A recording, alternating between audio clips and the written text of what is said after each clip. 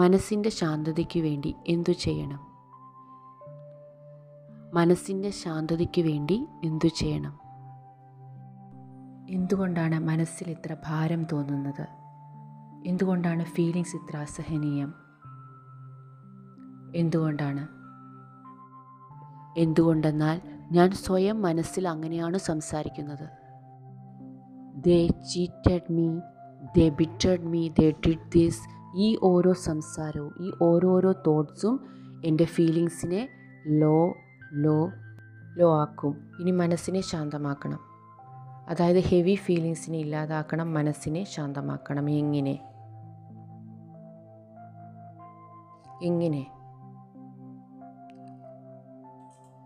എങ്ങനെ മനസ്സിൻ്റെ ഭാരം കുറയ്ക്കാം?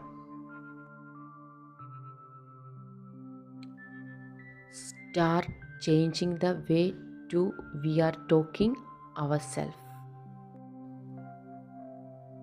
മനസ്സിൻ്റെ ഭാരം ഒരിക്കലും മറ്റുള്ളവരുടെ പെരുമാറ്റം കാരണമല്ല.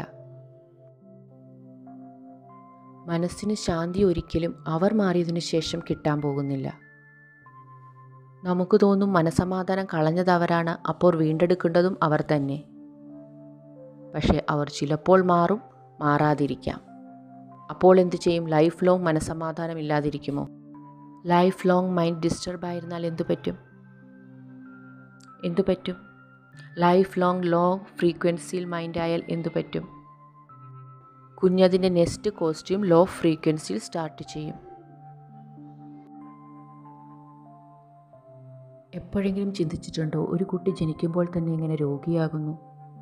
നമ്മൾ പറയും അതിൻ്റെ ഹേർട്ടിൽ അതുണ്ടായിരുന്നു, അതിൻ്റെ ലിവറിൽ ഇതുണ്ടായിരുന്നു. But why? എങ്ങനെ സംഭവിച്ചു? അതിൻ്റെ ബയോളജിക്കൽ റീസൺ ഉണ്ടാവും, അതിൻ്റെ മെഡിക്കൽ റീസൺ ഉണ്ടാകും. പക്ഷേ അതിൻ്റെ സ്പിരിച്വൽ റീസൺ ഇതാണ്. ആത്മാവ് ആ ശരീരത്തിൽ എൻ്റർ ചെയ്തപ്പോൾ അത് ഇത്ര ലോ ഫ്രീക്വൻസിയിലായിരുന്നു. എന്നാൽ എത്ര നാൾ ഗർഭത്തിലിരുന്നുവോ ആ ശരീരത്തിന് എന്ത് വൈബ്രേഷനാണ് കൊടുത്തുകൊണ്ടിരുന്നത്? Pain, anchor, റിസെറ്റ്മെൻറ്റ്. എങ്ങനെയാണോ ഈ ഏജിൽ അസുഖങ്ങൾ ഉണ്ടാകുന്നത്, അതുപോലെ തന്നെ ശരീരത്തിനുള്ളിൽ അസുഖങ്ങൾ ആ ഏജിലും ഉണ്ടാകും. എന്തുകൊണ്ടെന്നാൽ കോൺസ്റ്റൻറ്റ് വൈബ്രേഷൻ എന്താണോ ആത്മാവ് ആ ബോഡിക്ക് കൊടുത്തത്, അതെവിടെ നിന്ന് കൊണ്ടുവന്നു? കഴിഞ്ഞ ജന്മത്തിൽ നിന്ന്. ഇത് വർത്താണോ? ഇതാവശ്യമാണോ ഇത്ര മോശം പരിസ്ഥിതി അനുഭവിക്കുക? നിസ്സാരം ഒരു കാരണം അന്നവർ ആ വാതിലടച്ചില്ലായിരുന്നെങ്കിൽ. ഇന്നീ കാര്യം എത്ര നിസ്സാരമായി തോന്നുന്നോ അത്രയും നമ്മുടെ വീട്ടിലും നിസ്സാരമാക്കാം, നമ്മളത് ആഗ്രഹിച്ചാൽ മാത്രം. ഇനി അത് വലുതാണെങ്കിൽ തന്നെ സ്വയം പറയണം, സ്റ്റിൽ ഐ ആം നോട്ട് ഹാമിങ് myself. You do what you want. ഞാൻ അഭിപ്രായം പറയാം, ഇൻസ്ട്രക്റ്റ് ചെയ്യാം, ഞാൻ റിക്വസ്റ്റ് ചെയ്യാം. ബിയോണ്ട് ദാറ്റ് നിങ്ങൾ കാരണം എനിക്ക് നഷ്ടം വരുന്ന ഒന്നും ഞാൻ ചെയ്യില്ല. റൈറ്റാണോ? യെസ്. മറ്റുള്ളവരുടെ സംസ്കാരം കണ്ട് നമ്മുടെ എനർജി ഫീൽഡ് ഡിപ്ലീറ്റ് ചെയ്താൽ ഒരു ദിവസം നമ്മൾ എത്ര സംസ്കാരമുള്ളവരെ കാണും? അതും ഏതു യുഗമാണിപ്പോൾ നടക്കുന്നത്? കലിയുഗമല്ല. കലിയുഗത്തിൻ്റെ മൂർധന്യാവസ്ഥയാണ്. അപ്പോൾ നിങ്ങൾക്ക് മൂർച്ഛിച്ച കലിയുഗത്തിൽ 4 വശവും സത്യയുഗത്തിൻ്റെ സംസ്കാരം കാണാൻ കഴിയില്ലല്ലോ അല്ലേ? അത് നമ്മുടെ ഹസ്ബൻഡ് ആൻഡ് വൈഫ് ആകട്ടെ, കുട്ടികളാകട്ടെ, പാരൻസ് ആകട്ടെ, നമ്മൾ പറയുന്നു, ഓ എൻ്റെ കുട്ടി അങ്ങനെ ചെയ്തല്ലോ. എൻ്റെ കുട്ടിയല്ല, കലിയുഗ മൂർധന്യാവസ്ഥയിൽ ജീവിക്കുന്ന സോൾ. Yes, compassion. അവർ ഈ യുഗത്തിൽ ജീവിക്കുന്നു. അവർ ബാറ്ററി റീചാർജ് ചെയ്യാൻ ഒന്നും ചെയ്യുന്നില്ല. അപ്പോൾ അവരുടെ ബാറ്ററി എങ്ങനെയായിരിക്കും? ഡിസ്ചാർജ് ബാറ്ററി എങ്ങനെ പെരുമാറും?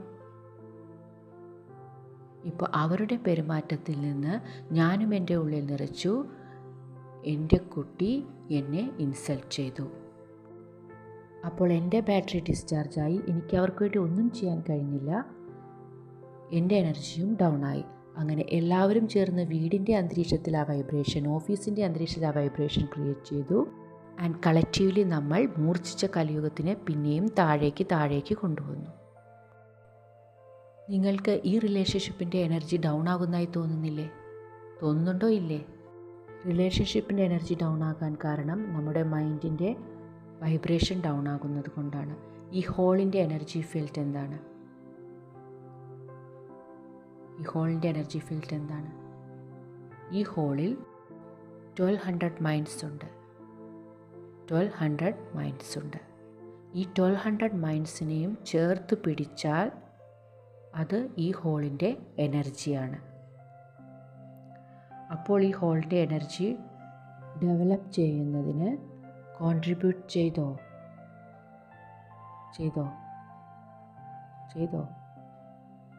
നോക്കൂ, സയൻറ്റിഫിക്കലി നമ്മൾ ഈ ഹോളിൻ്റെ എനർജി ഡെവലപ്പ് ചെയ്യുന്നതിന് കോൺട്രിബ്യൂട്ട് ചെയ്തു. നമ്മൾ ഈ ഹോളിൻ്റെ എനർജി യൂസ് ചെയ്യുകയും ചെയ്തു. നമ്മളാണ് ഇരിക്കുന്നത് ഇതിൻ്റെ ഉള്ളിൽ. നമ്മൾ ഈ ഹോളിൻ്റെ വൈബ്രേഷൻ ക്രിയേറ്റ് ചെയ്യുന്നു. അത് നമ്മുടെ മാനസിക പരിസ്ഥിതിയെ സ്വാധീനിക്കുകയും ചെയ്യുന്നുണ്ട്. ആരാധനാലയങ്ങളിൽ നമ്മൾ വൈബ്രേഷൻ ക്രിയേറ്റ് ചെയ്യുന്നു. നമ്മൾ തന്നെ അവിടെ ചെന്ന് അവിടുത്തെ ശാന്തി അനുഭവിക്കുന്നു. നമ്മുടെ വീടുകളിൽ നമ്മൾ വൈബ്രേഷൻ ക്രിയേറ്റ് ചെയ്യുന്നു. നമ്മുടെ ഓഫീസിൽ നമ്മൾ വൈബ്രേഷൻ ക്രിയേറ്റ് ചെയ്യുന്നു. നമ്മൾ തന്നെ ഫുൾ ഡേ അതിൻ്റെ ഉള്ളിൽ സ്പെൻഡ് ചെയ്യുന്നു. നമ്മൾ തന്നെ അന്തരീക്ഷം മലിനമാക്കുന്നു. നമുക്ക് തന്നെ അതിൽ നിന്നും വായു ശ്വസിക്കേണ്ടി വരുന്നോ ഇല്ലേ? ഇനി നമ്മൾ വെയിറ്റ് ചെയ്യണോ മറ്റാരെങ്കിലും വന്ന് അറ്റ്മോസ്ഫിയർ ക്ലീൻ ആക്കാൻ? അതോ നമ്മൾ തന്നെ ചെയ്താൽ എന്തെങ്കിലും സംഭവിക്കുമോ?